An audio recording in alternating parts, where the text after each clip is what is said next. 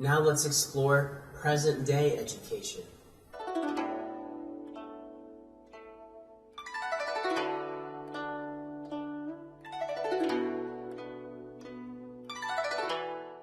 For present education, basic education is provided to the entire Chinese population. Higher education, vocational education, education for the deaf and blind, diversified adult education, and education for ethnic minority groups have been developing rapidly. In China, basic education includes preschool education, primary school education, and middle school education, including junior middle and senior middle. The length of schooling is typically 5 or 6 years in primary schools, 3 years in junior middle school, and 3 years in senior middle schools. Nurseries and kindergartens are the main forms of China's preschool education. China's nurseries provide care for babies under the age of 3. There are day nurseries as well as boarding nurseries, which release their children for the weekends. Kindergartens enroll children from age 3 to 6. Game playing forms the main part of their educational activities. The law of compulsory education came into effect on July 1st, 1986, and requires each child to have 9 years of formal education. China's 9-year compulsory education is composed of 2 parts: 6 years in primary school and 3 years in junior high school.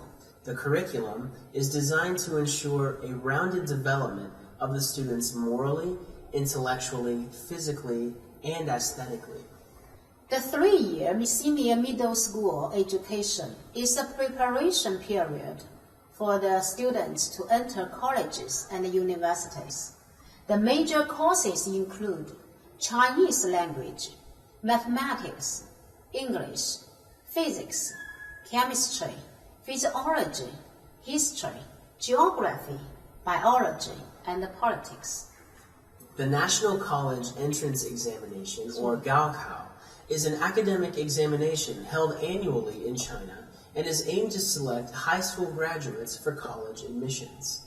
The exam covers the most common subjects, namely mathematics, Chinese, English, physics, chemistry, biology, and politics.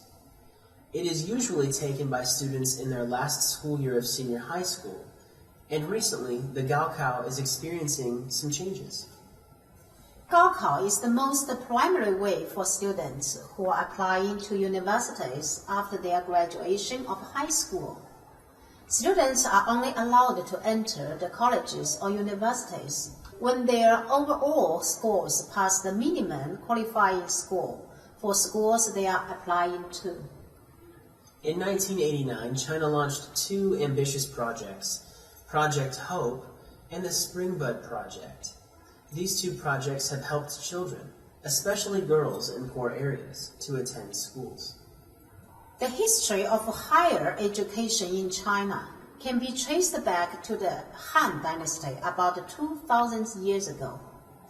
In Yuan and Ming dynasties, the Institute for Higher Education was called Guozijian, which was also the highest administrative bureau of national affairs.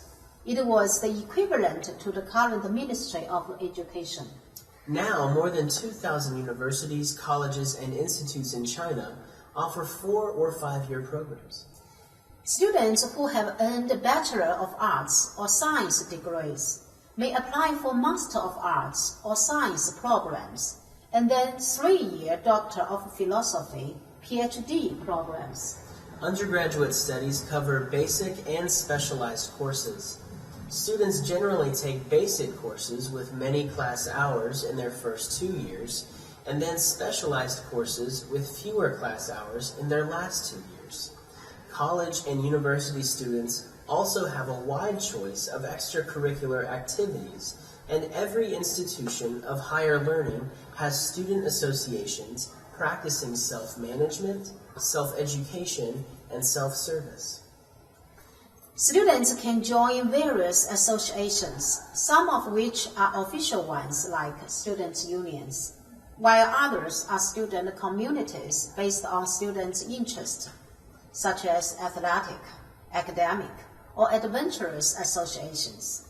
These associations have generally regular activities in which students may enhance mutual exchange, understanding, and friendship.